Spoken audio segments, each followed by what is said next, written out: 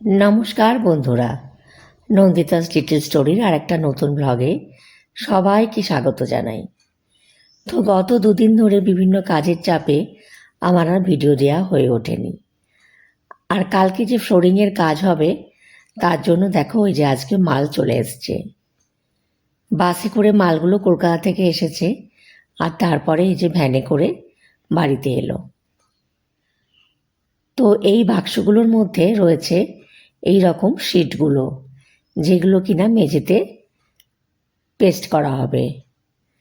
আর এই যে সকালবেলা মিস্ত্রিরা কাজে লেগে গেছে। যেহেতু আমাদের বাড়িটা 15 বছর আগে হয়েছিল, তো তখন আমি ছাদে আমরা ঘর করে নিয়েছিলাম আর মেঝেটাকে একটু ঘষে মেজে নিয়েছিলাম, মানে ছাদটাকে ঘষে মেজে নেওয়া হয়েছিল। আলাদা করে আর মেঝেতে টালি বা মার্বেল এসব কিছু বসানো হয়নি। তো এতদিন পরে মনে হলো যে মেঝেটায় কিছু কাজ করা যাক। যেহেতু এইরকমই মানে বসবাস করা ঘরে টালি বা এসব মার্বেল বসানো কিন্তু একটুখানি সমস্যাজনক, কেননা ধুলো উড়বে, নোংরা হবে, খোঁড়াখুড়ি হবে। তো সেই ক্ষেত্রে এই ভিনাইল প্ল্যাঙ্ক ফ্লোরিংটা কিন্তু খুব সহজেই দুদিনের মধ্যে ওরা করে দিয়েছে।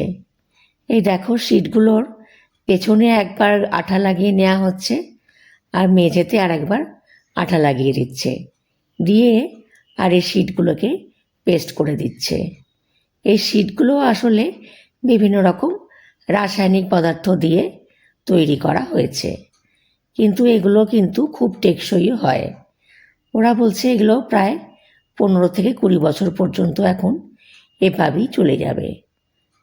তো দেখো বিভিন্ন ঘরে এই যে আমার এই দরজাটা যেটা একটু কাটা হয়েছিল, এটা বসানো হবে বলে সেই দরজাটাতে এখন লাগানো হচ্ছে।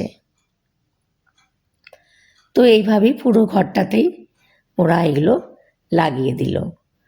আমরা আগে থেকেই সমস্ত আলমারি বলো, খাটের তলা বলো, এইগুলো সব জামা কাপড় আসবা এগুলো সব বের করে রেখেছিলাম। তারপরে ওরা এসে এই যে দেখো না কী অবস্থা ঘরের, চারিদিকে সব পড়ে আছে। এটা শুধু আমি তোমাদের একটা ঘর দেখালাম, প্রত্যেকটা ঘরেই প্রায় একই অবস্থা। তো আবার এগুলোকে সব পরে গোছাতে হবে। তো যাই হোক, সমস্ত জিনিসপত্র সরিয়ে সরিয়ে এইভাবে ক্রমশ কাজটা এগিয়ে যাচ্ছে। আর এরপর সমস্তটা হয়ে গেলে আমি আবার তোমাদেরকে দেখাবো।